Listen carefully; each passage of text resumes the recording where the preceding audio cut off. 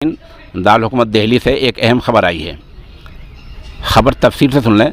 मौजूदा हालात में हमारी जिम्मेदारी और लाए अमल, इस उन्वान से एक अहम प्रोग्राम 24 घंटे पहले इंडिया इस्लामिक कल्चरल सेंटर में मुनक़िद हुआ है। इसमें ख़ास खिताब हुआ है हज़रत मौलाना खलीलुर रहमान सज्जाद नोमानी का, जिसको हम वीडियो की शक्ल में पेश कर रहे हैं। इससे पहले आपको बता दें कि इस प्रोग्राम की सदारत डॉक्टर सैयद फ़ारूक और इसमें सिराजुद्दीन कुरैशी मेहमान खुसूसी हुए हैं और इसकी निज़ामत मौलाना मुज़म्मिल हक़ हुसैन ने की है, जो तंजीम अमन क़दीम के नाज़िम उमूमी हैं। और आखिर में मौलाना डॉक्टर अब्दुल मालिक मोगीसी ने कलिमा तशक्कुर अदा किया, यानी शुक्रिया अदा किया है, जो जामिया रहमत घघरौली के मोहतमिम हैं और मिली कौंसिल ज़िला सहारनपुर के सदर हैं। इस प्रोग्राम में मर्द व ज़न यानी मर्द व ख़ातीन काफ़ी तादाद में शरीक रहे हैं। अब आप दो वीडियो इसमें मुलाहज़ा करें। अंबिया अलैहिस्सलाम के तजुर्बात बयान किए। मैंने लफ्ज़ बदला है, सिर्फ किस्से और वाक़यात का लफ्ज़ नहीं बदला, तजुर्बात। वाक़या तो सुन सकता है आदमी और दाद दे सकता है, लेकिन तजुर्बों से तो फायदा उठाया जाता है, तजुर्बों से तो सीखा जाता है। और अंबिया अलैहिस्सलाम के मुख्तलिफ तजुर्बात, मुख्तलिफ किस्म के हालात में अलग अलग उनका तर्ज अमल, अलग अलग उनके रिस्पॉन्सेज और अप्रोचेस, जिसमें मकसद एक और तरीक़ेकार अलग अलग, ये कसरत से कुरान में बयान। उनमें से एक तजुर्बा है जिसको सिर्फ एक सूरत में अव्वल से आखिर तक बयान कर दिया। ऐसा कुरान में किसी वाक़े के साथ नहीं। हज़रत यूसुफ अलैहिस्सलाम का जो तजुर्बा है, उनकी जिंदगी के जो अजीब सबक आमोज़ वाक़यात हैं, उसको पूरी एक सूरत में अव्वल से आखिर बयान कर दिया। और ये कहते हुए हुजूर से कहा गया कि नहनु नक़ुस्सु अलैका अहसनल क़सस, इंसानी तारीख का बेहतरीन वाक़या हम ए मोहम्मद तुमको सुनाने चाहते। जिस वाक़े को रब्बुल आलमीन इंसानी तारीख का बेहतरीन वाक़या करार दे, क्या हमें उस पर बहुत तफसील से गौर नहीं करना चाहिए? मगर इस गम का इजहार किए बगैर मुझसे रहा नहीं जाता कि कुरान मजीद पर गौर करने में हमसे जबरदस्त कसूर है।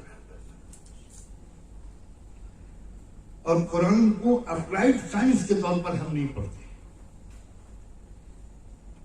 वरना कुरान की हर आयत ऐसी महसूस होगी कि जैसे वो आज उतरी। मुझे इजाजत दीजिए कि मैं यूसुफ अलैहिस्सलाम की जिंदगी के मुख्तलिफ औरात जल्दी जल्दी आपके सामने लाए।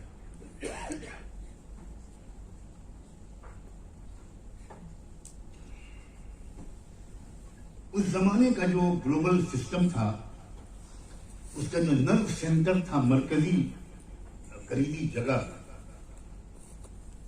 वो था शुमाली अफ्रीका, जिसको हम मिस्र कहते हैं। यह बहुत बड़ा कॉन्टिनेंट था, वो एक मौजूदा इजिप्ट नहीं था, बल्कि नॉर्थ अफ्रीका के मुख्तलिफ ममालिक जो आज के नक्शे में हैं, वो सब उसमें शामिल थे। और वो दुनिया का सुपर पावर था, इकोनॉमिकल सेंट्रल स्टेट भी वही था और पॉलिटिकल मरकजी ताकत का मरकज भी वही था। अब अल्लाह ताला ने एक मंसूबा बनाया कि इस शुमाली अफ्रीका के इस वसी व अजीज खित्ते को इंसाफ का एक नमूना बनाना है और हिदायत का, अमन का, जानतदारी का, खिदमत खल्क का, खैरखाही का, हमदर्दी का, हर किस्म के डिस्क्रिमिनेशन से बचते हुए सबकी खैरखाही का एक नमूना इस पूरे खित्ते को बना देना। अब देखिए अल्लाह ताला की मनसूबाबंदी किस तरह होती है। अल्लाह की नजर इंतखाब पड़ी फलस्तीन में रहने वाले एक बच्चे पर, जो एक तरफ तो नबूवत के खानदान से था, दूसरी तरफ उस बच्चे के खानदानी पेशा खेती बाड़ी थी। अल्लाह ने चुना इस बच्चे को, जिसका नाम है यूसुफ, اس کو اس شمالی افریقہ میں ایک زبردست صالح خوبصورت اور مثبت انقلاب کا اصل داعی اور سبب بنانا ہے، اور اس کے لیے اس کی شخصیت کو تیار کرنا ہے، اس کو ٹرین کرنا ہے، اس کو قابل بنانا ہے کہ اتنے بڑے بر اعظم کے اندر یہ ایک تبدیلی برپا کر سکے۔ یہ اللہ تعالیٰ کے منصوبے کے کچھ اجزاء کی طرف مختصر اشارہ۔ اب فلسطین کے اس گاؤں سے اس بچے کو کہاں کیسے لایا جائے مصر، اب یہ اللہ کی پلاننگ ہے۔ یوسف کے بھائیوں کے دل میں یوسف کے بارے میں کچھ حاسدانہ احساسات پیدا ہوئے، اور اللہ نے وہ پیدا ہونے دیے۔ یہ بھی اس جملے کو ذرا انڈر لائن کر دیجیے گا۔ بہت کچھ دنیا میں جو ہم کو شر نظر آتا ہے وہ آئندہ خیر کا سبب بننے والا ہوتا ہے۔ موجودہ حالات پر بھی اس کو منطبق کر لیجیے گا، اس سے زیادہ کی اجازت مجھ کو شاید نہیں ہے۔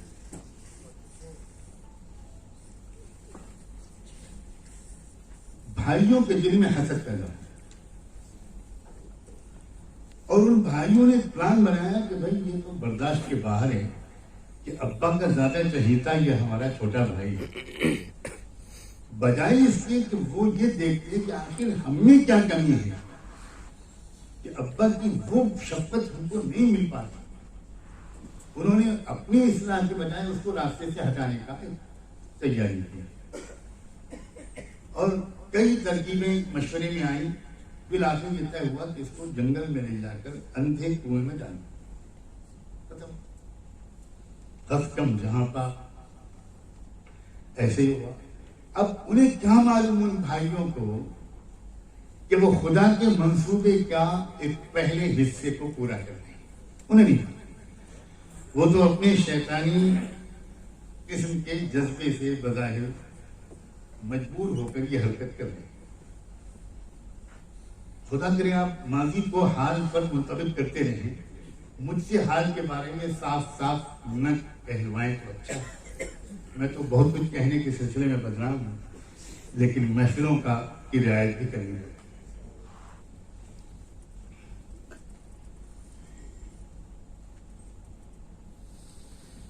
کنویں میں ڈال دیا، مطمئن ہو گئے، گھر پہ آ کے مگرمچھ کے آنسو بھی بہا دیے۔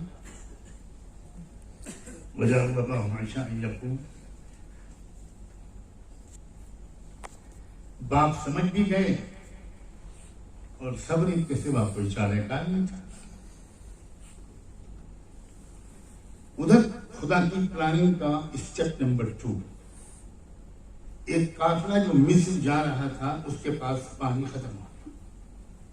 یہ پانی اسی وقت جو ختم ہوا، اس کے بعد انہوں نے پانی کی تلاش کے لیے اپنا ایک بندہ بھیجا۔ وہ بندہ اسی کنویں کے پاس کیوں پہنچا؟ اب تو وہ جھانک کر دیکھتا ہے تو وہ تو چیخ اٹھتا ہے، یا بشرا ھذا غلام، ارے آگ لینے آئے تھے، پیغمبری مل گئی، یہاں تو ایک سونے کی چڑیا مل گئی۔ ایک شاندار نوجوان ہے، مصر میں غلاموں کی عالمی منڈی لگتی ہے، وہاں جا کر بیچیں گے تو بہت کمائی ہوگی۔ بجائے پانی کے انہوں نے اس بچے کو نکال دیا۔ پانی وہیں پر کیوں ختم ہوا، اس کنویں پر وہ کیوں آئے، اور ان کے ذہن میں یہ بات کیوں آئی، وہ لے کر بچے کو آگے مصر ہی کیوں لے گئے؟ کیا یہ اللہ کی پلاننگ کے بغیر ہوا؟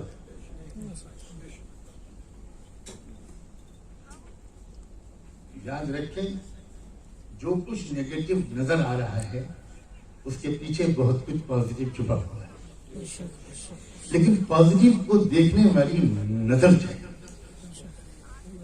اور چلیے اور آگے بڑھیں،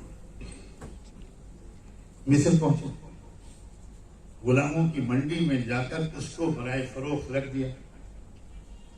ٹھیک اس وقت دنیا کی سپر پاور کا پرائم منسٹر اپنے لیے ایک خاص میڈ سرونٹ، اپنا گھر کا خاص خادم تلاش کرنے کے لیے خود غلاموں کی منڈی میں آئے. میں نے تو کبھی نہیں پڑھا کہ دنیا کا کوئی وزیر اعظم، کوئی حکمراں اپنے گھر کے غلام کے خریدنے کے لیے خود مارکیٹ میں جائے. آپ نے پڑھا ہو تو بتا دیں. وہ کسی کو بھی بھیج سکتا تھا کبھی ذرا میرے گھر میں سرونٹ کی ضرورت ہے لیا، مگر یہ کس کی پلاننگ تھی؟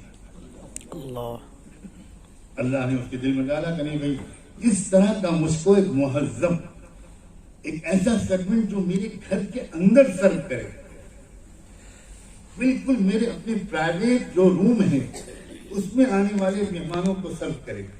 مجھے بہت اعلیٰ درجے کا ایک مہذب سیولائز قسم کا ایک نوکر چاہیے. تو مجھے خود جانا پڑے گا. کس نے بھیجا اس کو؟ اللہ نے.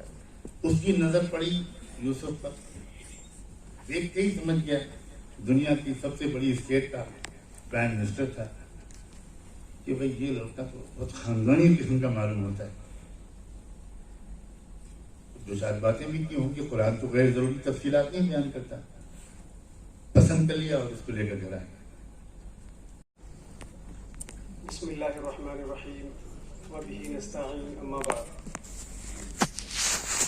قال النبی صلی اللہ علیہ وسلم من یشکر الناس لم یشکر اللہ. صدر علی وقار اور ہم سب کے مخدوم مکرم حضرت مولانا مدد اللہ العالی،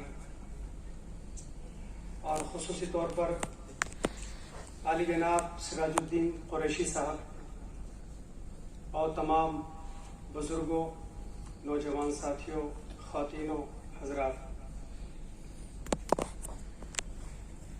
مجھے شکریہ کے لیے اخیر میں حضرت مولانا مزمل الحق الحسینی صاحب کا حکم ہوا، کیونکہ تنظیم ابنائے قدیم دارالعلوم دیوبند اس سے حضرت والد ماجد دامت برکاتہم کا تعلق ہے اور مناسبت ہے. وہ حاضر نہیں ہو سکے اپنی علامت کی وجہ سے، لیکن انہوں نے خاص طور سے معذرت بھی پیش کی اور آپ حضرات کو سلام عرض کیا ہے، اور خصوصی طور پر حضرت مخدوم مکرم کی خدمت عالیہ میں سلام اور دعا پیش کی ہیں. میں آپ حضرات کا شکریہ ادا کرتا ہوں، اور حضرت والا کے بیان سے جو ہم سب کو استفادہ ہوا ہے، میں بھی طالب علمانہ حیثیت سے اور کم علم ہونے کی وجہ سے یہاں خالص ایک طالب علم کی حیثیت سے حاضر ہوا ہوں. لیکن مولانا مزمل الحق صاحب نے یہ ذمہ داری ڈالی تو بس میں 3-4 اشعار پر شکریہ ادا کر کے اپنی بات کو ختم کرتا ہوں کہ حضرت والا نے اپنی تقریر کے 3 حصے فرمائے. سب سے پہلے کہ حالات حاضرہ، تو میں یہ شعر خاص طور سے اپنے لیے اور تمام سامنے موجود حضرات کے لیے پیش کر رہا ہوں کہ تیرے مہرے پٹ رہے ہیں تجھے مات ہو رہی ہے، تیرے مہرے پٹ رہے ہیں تجھے مات ہو رہی ہے، ذرا رخ بدل اے ناداں تیرے ہاتھ میں ہے بازی. اور پھر حضرت نے ذمہ داری کا احساس دلاتے ہوئے اپنی گفتگو کو آگے بڑھایا.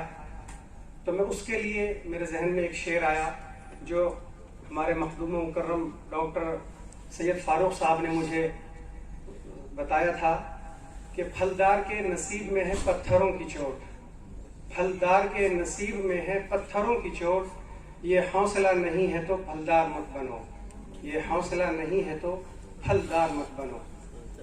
اور میرے عزیز دوستو، حضرت نے جو ابھی گفتگو فرمائی، بس میں 3-4 اشعار یوں پڑھ رہا ہوں کہ گدا کو بادشاہ یا بادشاہوں کو گدا کر دے، میرے مالک تو جب چاہے کسی کو کیا سے کیا کر دے، جسے تو پکڑ لے اس کو چھڑا سکتا نہیں کوئی، اسے پھر کون پکڑے جس کو مولا تو رہا کر دے. اور کبھی کنواں کبھی مٹی کبھی پھر قید میں یوسف، کبھی ایک مصر کا قیدی مصر کا بادشاہ کر دے. اور میرے اللہ کی رحمت اور عنایت دیکھیے شامی کہ موسیٰ لینے جائیں آگ پیغمبری عطا کر دے. اور اپنی بات کو ختم کرتے ہوئے جو حضرت نے لائے حمل بیان کیا، تو ہمارے سامنے حضرت کی زندگی، حضرت کی موجودگی اور ان کی شخصیت لائے حمل ہے، کیونکہ اللہ سے ان حضرات کا تعلق یہ ہمیں جلا بخشتا ہے. تو میں یہ حضرت کی خدمت میں شعر عرض کر کے اپنی بات کو ختم کرتا ہوں کہ گل کے لب نازک پر شبنم کا یہ قطرہ بھی، گل کے لب نازک پر شبنم کا یہ قطرہ بھی موتی سا لگتا ہے، نسبت اسے کہتے ہیں۔ جزاکم اللہ خیر الجزا، بہت بہت شکریہ۔ میں